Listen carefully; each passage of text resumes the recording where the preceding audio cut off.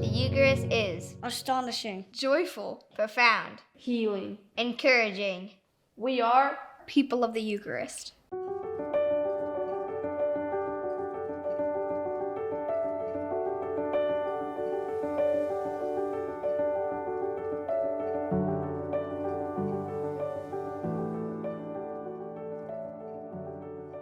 For hundreds of years, if you attended a retreat or a parish mission, you didn't have to wonder what the opening topic might be. You would have known for sure, it would have been the four last things. What are the four last things? Death, judgment, heaven, and hell. St. Philip Neri advised beginners in religion ought to exercise themselves principally in meditation on the four last things. And yet more and more, we don't reflect on these things at all, make great efforts to avoid them in conversation, and rarely hear them mentioned by spiritual teachers. We are only here on earth for a blink of an eye. This is not our home. That's why the happiness that God created us for is very different from the momentary pleasures of this world. God created us for lasting happiness in this changing world and eternal joy with Him in heaven forever. The happiness God desires for us in this life is a rare kind that is not dependent on situations or circumstances. It's easy to be happy when everything is going well, but Christian joy allows us to be happy even when we are suffering. This is one of the principal differences between Christianity and all other approaches to life. Do you ever think about heaven? It seems to me we don't talk about it anywhere near as much as we should. When the famous English writer Rudyard Kipling was very ill, a nurse asked him, "Is there anything you want?" He replied, "I want God." We all do. We may not be aware of it, but we want God.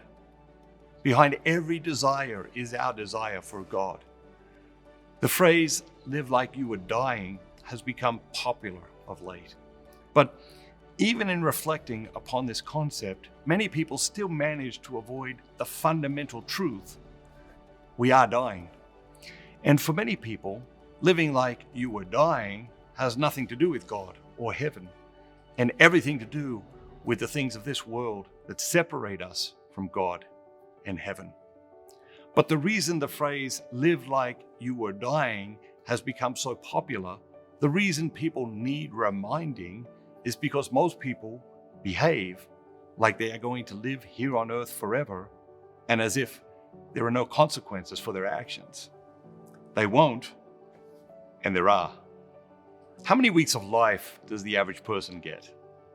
Ask people to guess without calculating, and they come up with some crazy answers. But the truth, about 4,000. If you're 20, you've already had 1,000 weeks. How many Sundays do you have left?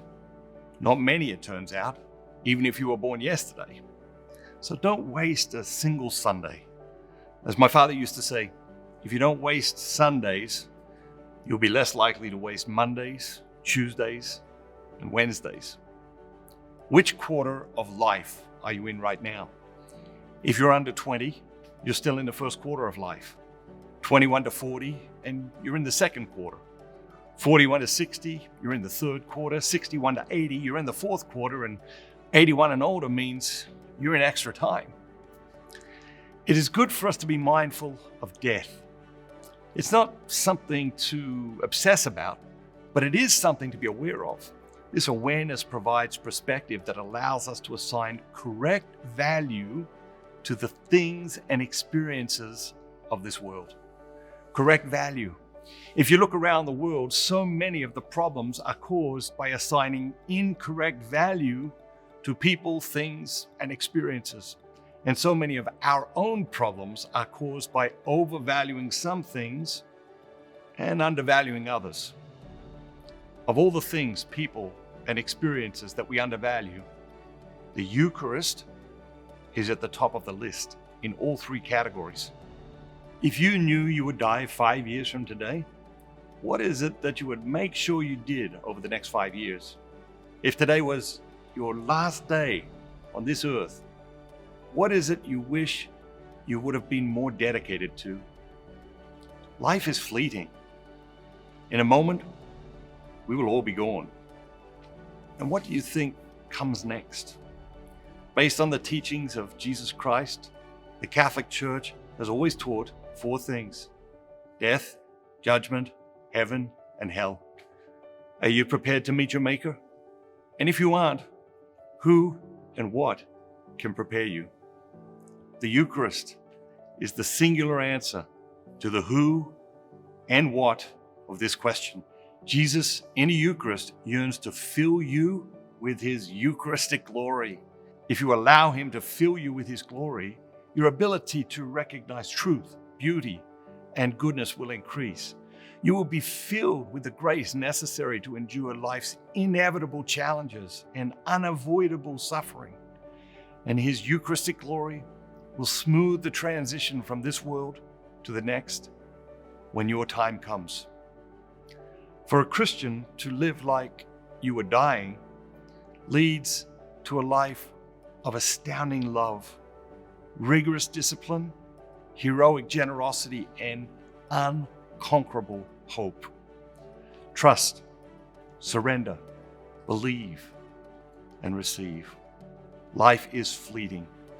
Become a member of the International Society of the Eucharist today, and we will send you a $300 voucher off your next pilgrimage, along with a free copy of 33 Days to Eucharistic Glory, a copy of the children's edition, and a copy of the limited edition journal, which includes an amazing Holy Week retreat. Click here below to join today. And remember, have an amazing day. Be bold, be Catholic. We are people of the Eucharist. Jesus I believe that you are truly present in the most holy sacrament of the Eucharist, every day. I long for more of you, I love you above all things. and I desire to receive you into my soul. Since I cannot receive you, Sacramentally, At this moment, I invite you to come and dwell in my heart. may the spiritual communion Increase my desire for the Eucharist. you are the healer of my soul. Take the blindness from my eyes, the deafness from my ears, the darkness from my mind. And the hardness from my heart. Fill me with the grace, wisdom, and courage to do your will, in all things. My Lord and my God. Draw me close to you. nearer than ever before. Amen. Consecrate America to the Eucharist. Bye-bye. Have a great day. Have a great day. Have a great day. Come on. Have a great day.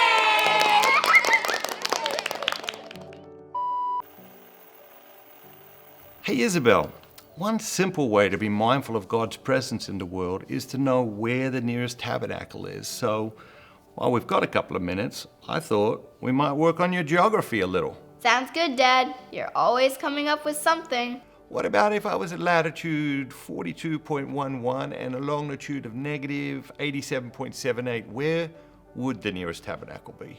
St. Peter the Apostle, Northfield, Illinois.